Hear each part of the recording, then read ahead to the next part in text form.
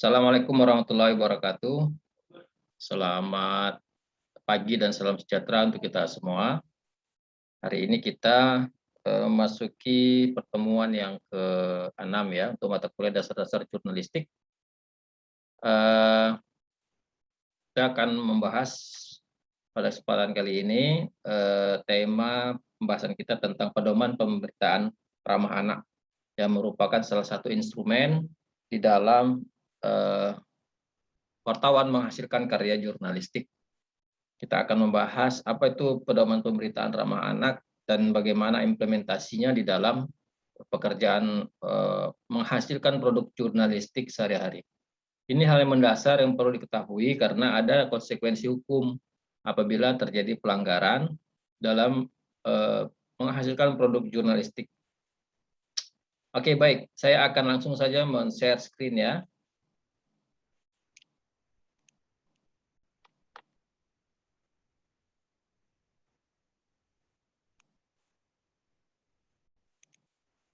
Oke.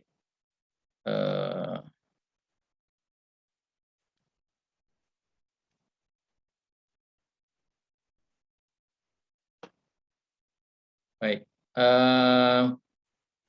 Pedoman pemberitaan ramah anak atau disingkat dengan PPRA.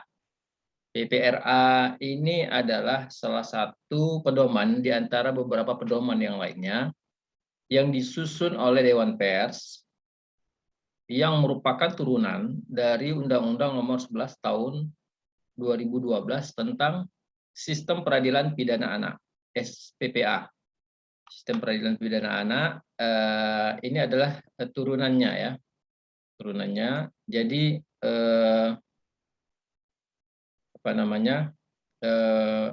untuk menjadi sebuah aturan main di dalam penulisan berita, maka Dewan Pers menurunkan hal ini menjadi sebuah pedoman, menurunkan undang-undang tersebut menjadi sebuah pedoman. Artinya adalah bahwa wartawan dalam menghasilkan produk jurnalistik di lapangan, ketika dia melakukan liputan ataupun ketika dia menulis berita dan menyebarluaskan sebuah peristiwa, maka itu diatur dalam aturannya Dewan Pers, tidak secara langsung berhubungan dengan Undang-Undang Sistem Peradilan Pidana Anak. Artinya apa? Ada mekanisme yang berlangsung di Dewan Pers terlebih dahulu sebelum menggunakan instrumen hukum Undang-Undang Sistem Peradilan Pidana Anak yang merupakan yang memberikan ancaman dari pelanggaran PPRA ini. Oke, kita akan coba membahas pasal demi pasal ya. Dari PPRA ini ada 12 pasal atau 12 poin ya. Kalau undang-undang mungkin pasal namanya, tapi kalau pedoman di poin-poin sifatnya 12 poin yang semuanya itu menyesuaikan dari undang-undang SPPA tersebut. Nah, oleh karena itu coba kita lihat ya beberapa poin-poinnya. Nah, yang pertama ini, poin pertama, wartawan merahasiakan identitas anak dalam memberikan informasi tentang anak, khususnya yang diduga, disangka, didakwa, melakukan pelanggaran hukum atau dipidana atas kejahatannya. Saya ulangi lagi ya, Pak. Wartawan merahasiakan identitas anak.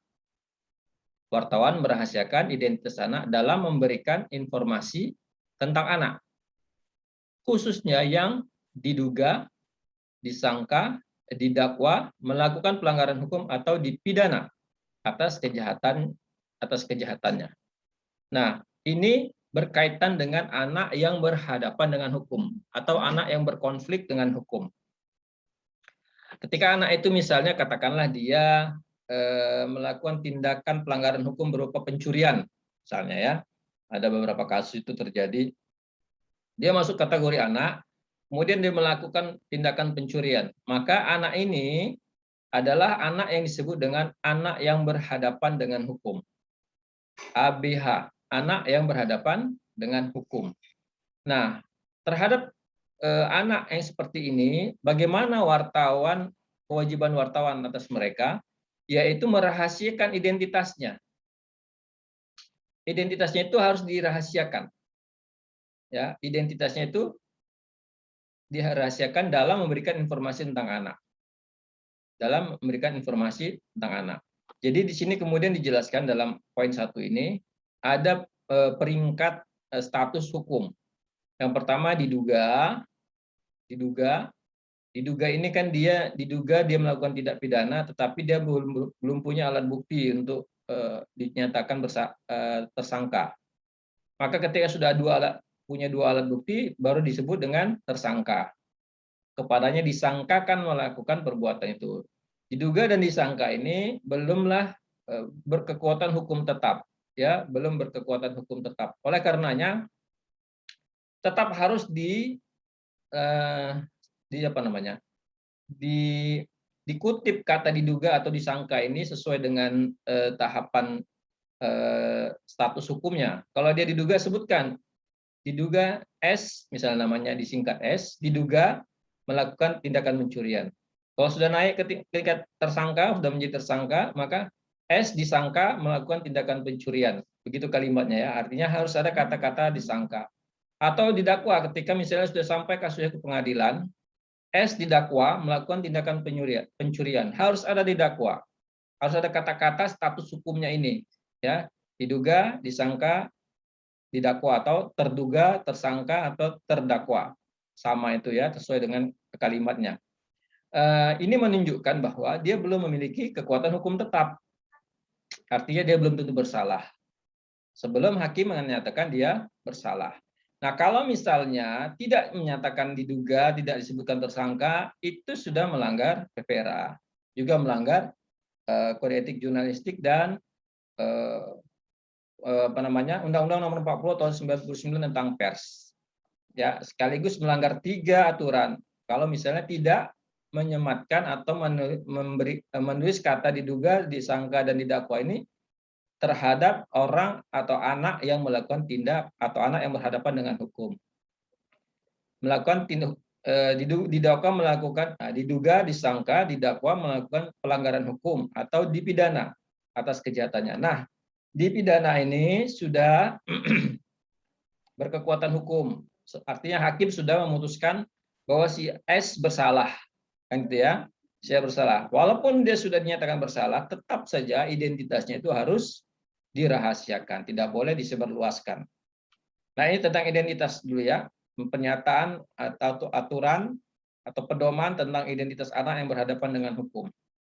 Yang kedua, poin kedua, wartawan memberitakan secara faktual dengan kalimat narasi, visual, audio yang bernuansa positif, empati, dan atau tidak membuat deskripsi, garis miring rekonstruksi peristiwa yang bersifat seksual dan sadistis. Nah, dalam memberitakan anak, wartawan itu membuat berita, menulis itu secara faktual. Faktual itu artinya sesuai dengan faktanya dan bersifat baharu gitu ya. Informasi atau fakta yang terbaru gitu ya, secara faktual dengan kalimat narasi, visual, audio. Jadi kalimat ini dan narasi, kalimat ini kata-kata ya, narasi itu ya narasi lah ya. Kemudian secara spesifik visual dan audio ini maksudnya visual ini bisa di televisi bisa dilihat, ke audio ini misalnya di radio dan di televisi yang bisa didengar. Ya, kalimat ini bisa dibaca saja cukup, misalnya di media cetak atau media online. Narasi juga begitu, bisa di TV, radio maupun dicetak ataupun di online.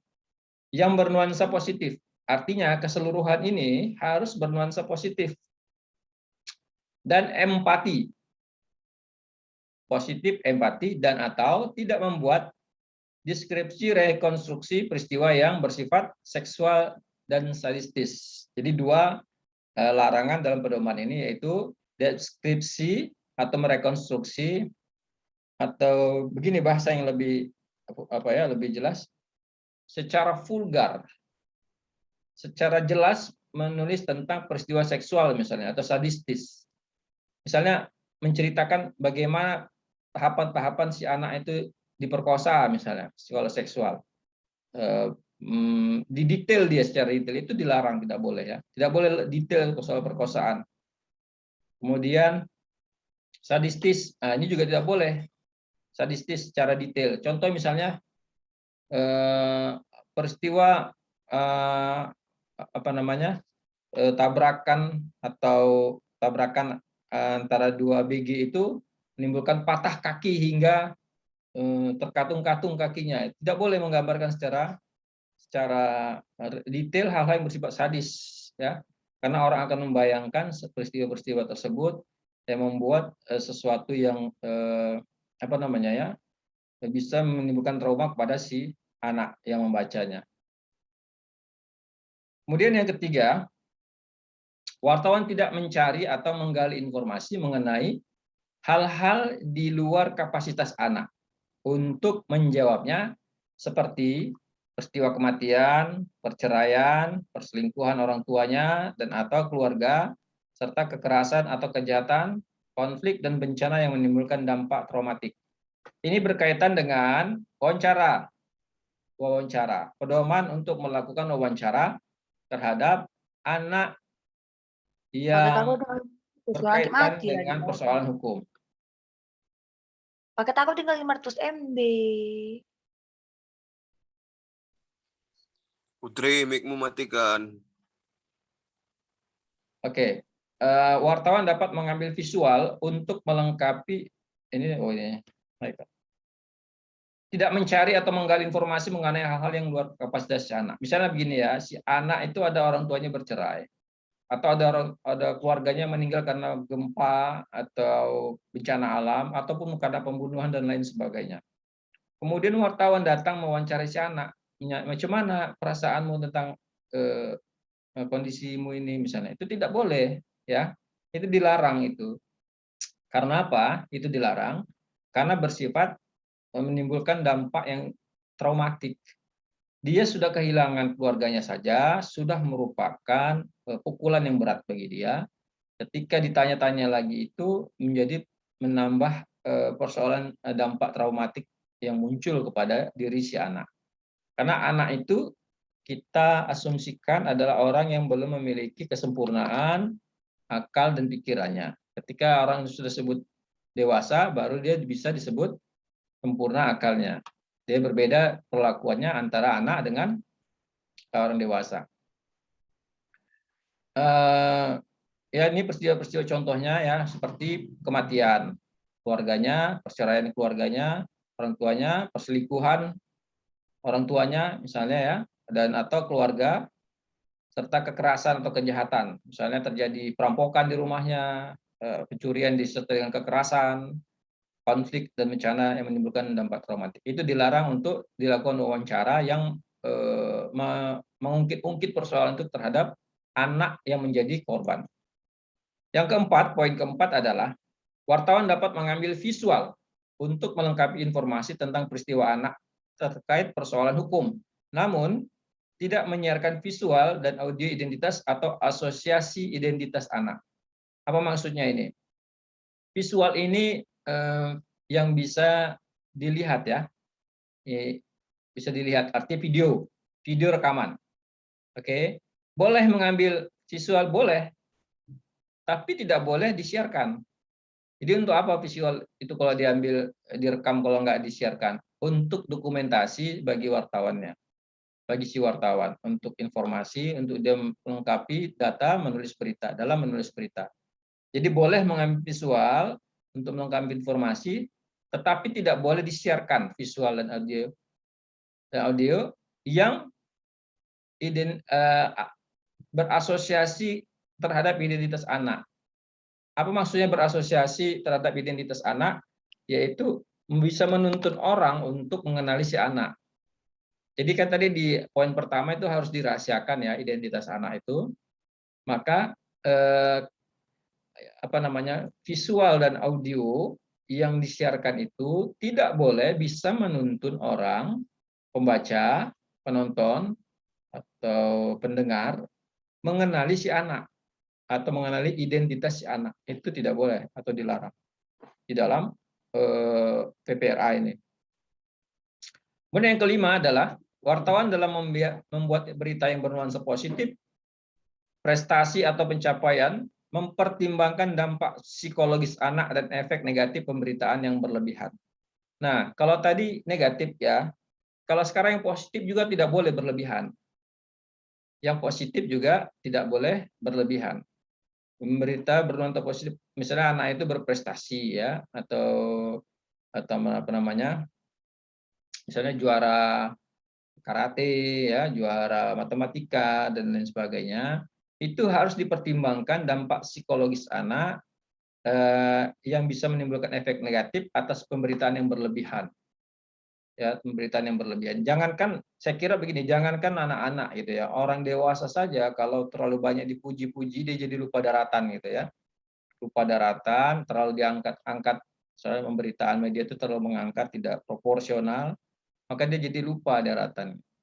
Seolah-olah dia sudah baik. Jadi anak yang belum memiliki kesempurnaan akal itu, dia akan terdampak oleh pemberitaan yang bombastis yang berlebih-lebihan tentang dirinya. Dia akan salah mempersepsikan dirinya tentang kemampuannya.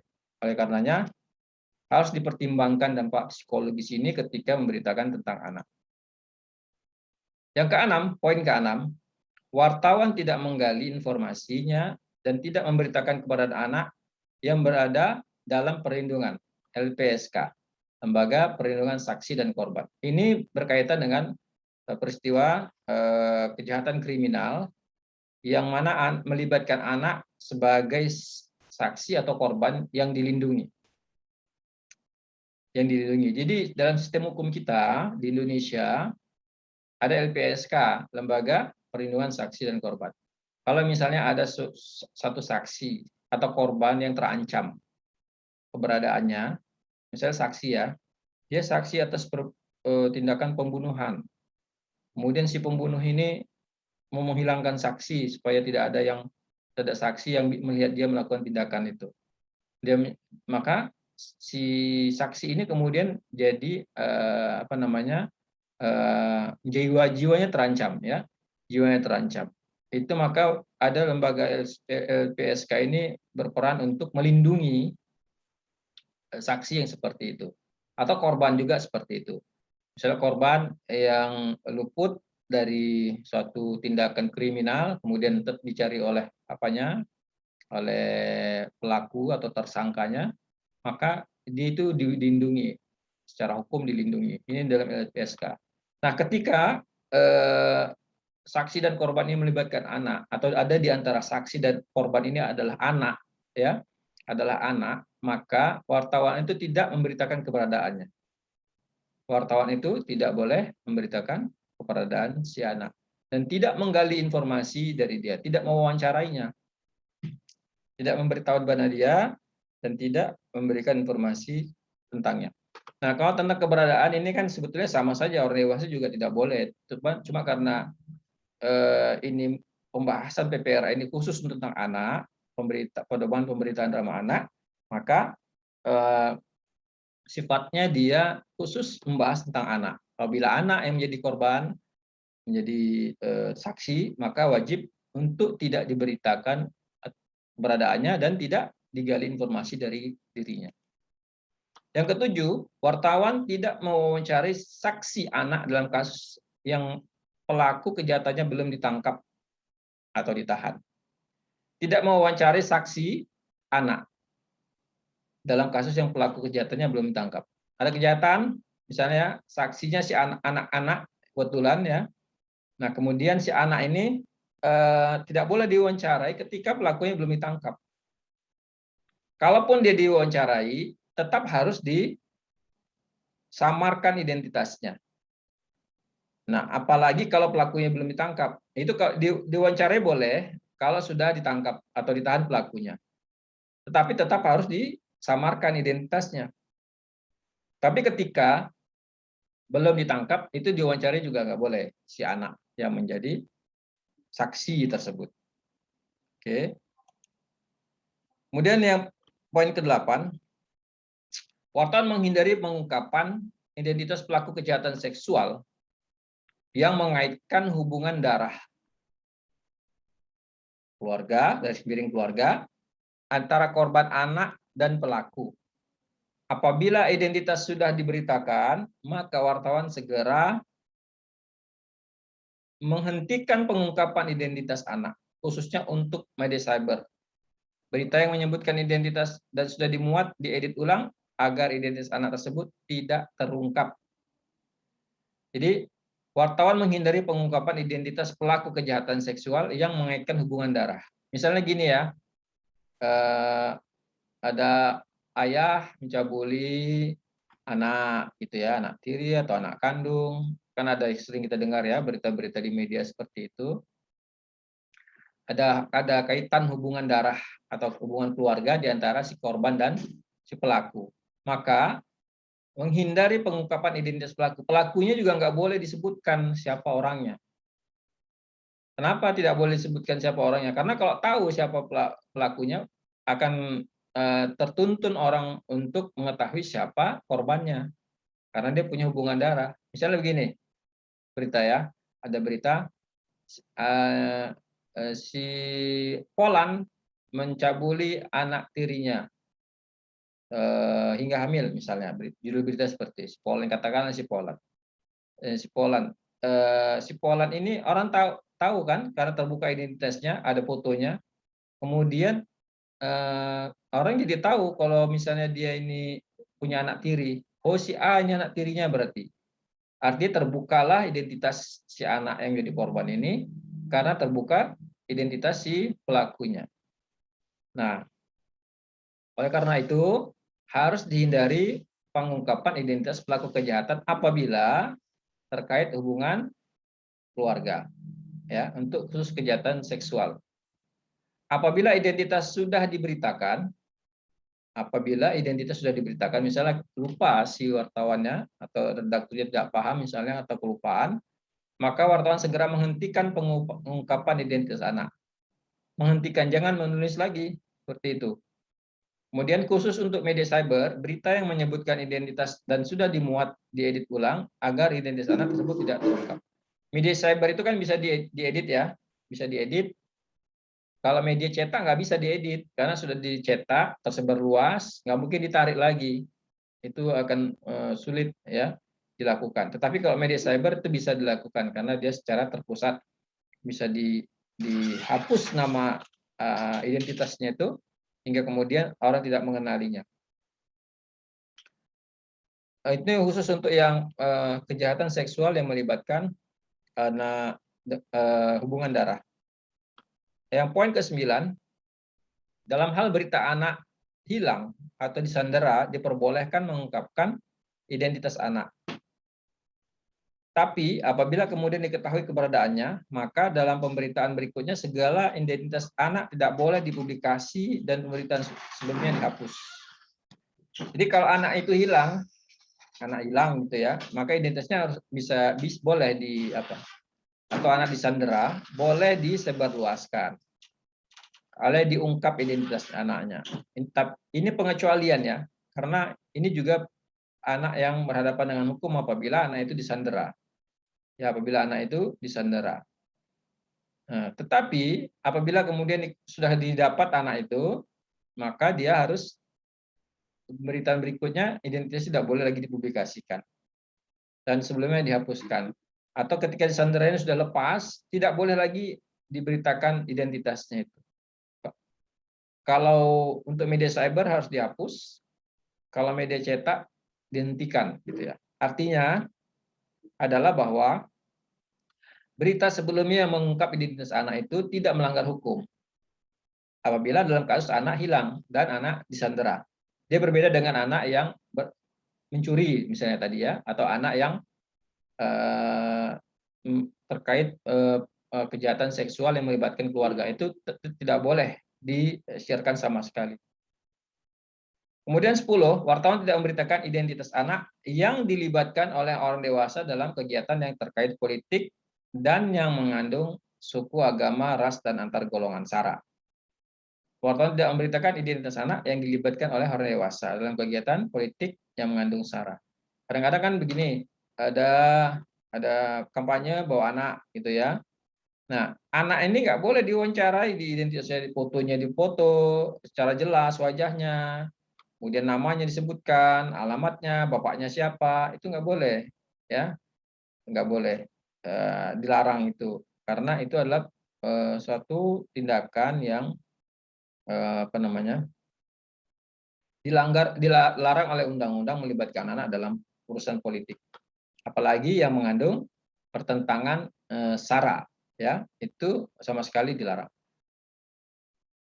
Wartawan poin 11-nya, wartawan tidak memberitakan tentang anak dengan menggunakan materi video, foto, status, audio semata-mata hanya dari media sosial.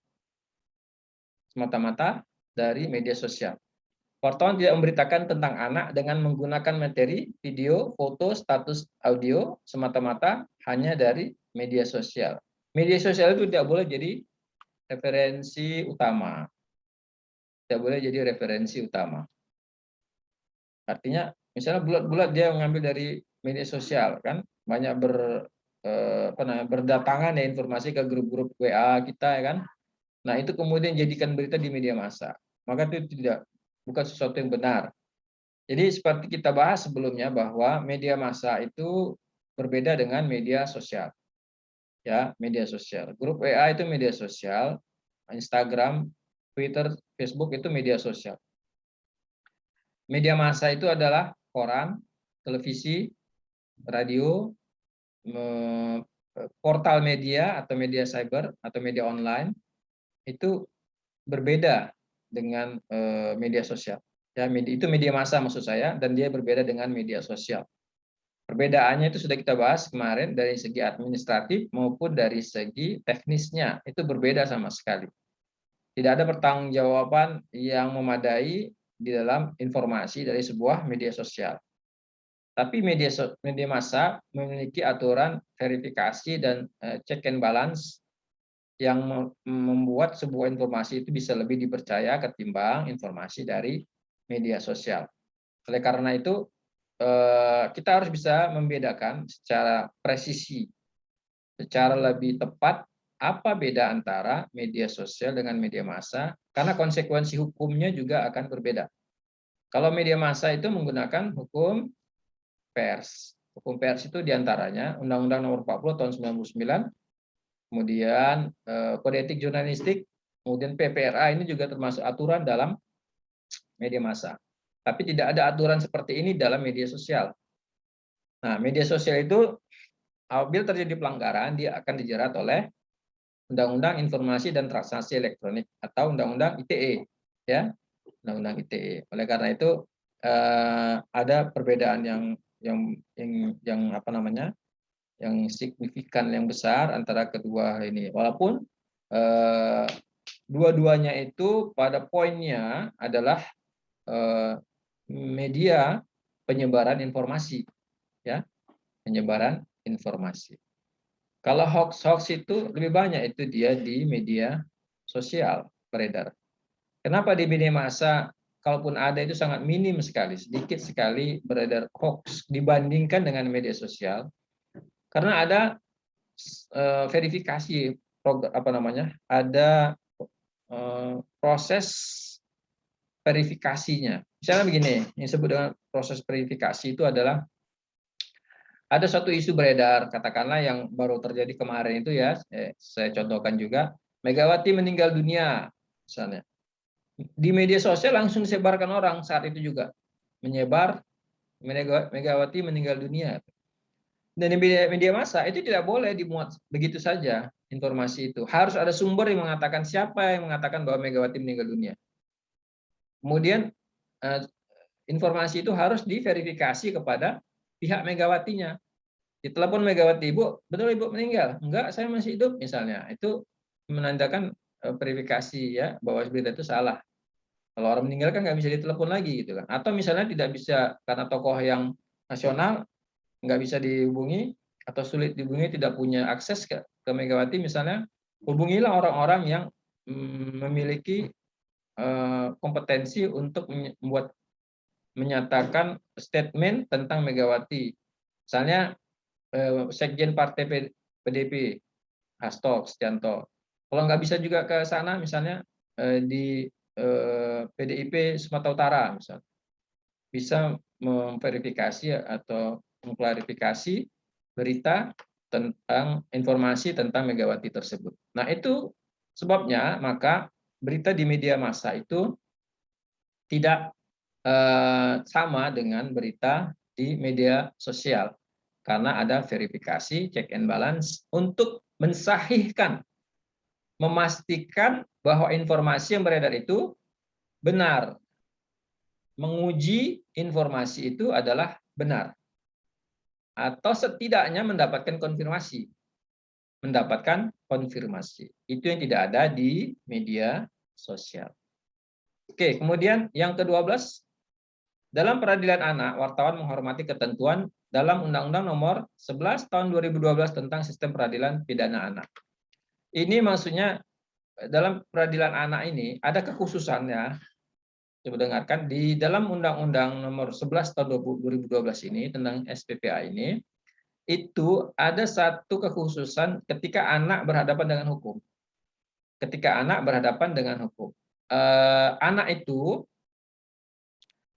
itu dia harus mengedepankan musyawarah di antara para pihak, baik yang jadi korban maupun yang menjadi tersangka atau terduga atau pelakunya. Itu harus mengedepankan penyelesaian di luar hukum, musyawarah, penyelesaian di luar hukum. Itu titik tekan pada Undang-Undang SPPA ini. Nah, siapa yang disebut dengan anak? Nah, ini yang penting. Siapa yang disebut dengan anak? Apa definisi anak? Definisi anak itu menurut undang-undang ini adalah mereka orang yang belum genap berusia 18 tahun. Yang belum genap berusia 18 tahun. Ini berbeda dengan di Kode Etik Jurnalistik yang menyebutkan bahwa yang disebut dengan anak itu adalah orang yang belum berusia 16 tahun dan belum menikah. Belum 18 tahun dan belum menikah. Nah, ini kemudian menganulir atau apa namanya ya, melebarkan definisi anak itu. Jadi kalau misalnya ada orang masih umur 17 tahun setengah gitu ya, 6 bulan lagi dia baru 18 tahun, dia mencuri, misalnya ya, katakanlah dia mencuri, maka berlakulah SPPA, Sistem Peradilan Pidana Anak. Tidak mengedepankan apa namanya? Tidak mengedepankan penyelesaian secara hukum, tetapi secara musyawarah. Nah, pada intinya PPRA ini mengatur tentang bahwa anak sebagai, ini kesimpulannya ya, anak sebagai anak yang berhadapan dengan hukum, baik dia sebagai korban pertama, baik dia sebagai saksi yang kedua, baik dia sebagai tersangka atau terduga atau terpidana, itu wajib dirahasiakan identitasnya. Saya ulangi lagi, PPRA ini pada intinya adalah aturan yang mewajibkan anak yang berhadapan dengan hukum, baik dia sebagai korban, sebagai saksi, atau sebagai tersangka pelaku, terdakwa sama itu ya, tersangka, maka wajib dirahasiakan semua identitasnya. Yang dimaksud dengan identitas itu apa? Pertama, fotonya, foto dirinya tidak boleh ada. Yang kedua, namanya harus disamarkan. Yang ketiga, alamat rumahnya. Alamat rumahnya itu hanya boleh sampai tingkat kecamatan. Misalnya si Badu ya melakukan tindakan pencurian, Badu yang beralamat di Kecamatan Medan Tembung, di Kecamatan Medan Barat, hanya sebatas itu saja, nggak boleh kelurahannya, nggak boleh. Nama sekolahnya tidak boleh, alamat Facebooknya, alamat Twitternya tidak boleh ditampilkan, harus dirahasiakan. Harus dirahasiakan, ya, tidak boleh ada apa namanya informasi yang bisa menuntun orang untuk menganalisis anak. Ya, jadi kalau disebutkan misalnya sekolahnya di SMP 3 Medan misalnya, maka orang akan bisa dituntun mengenali si anak. menganalisa anak. Oke, demikian ya untuk materi kita ini. Silakan jika ada pertanyaan untuk sesi Zoom ini. Apabila misalnya tidak cukup waktu, kita lanjut ke Google Classroom. Silakan.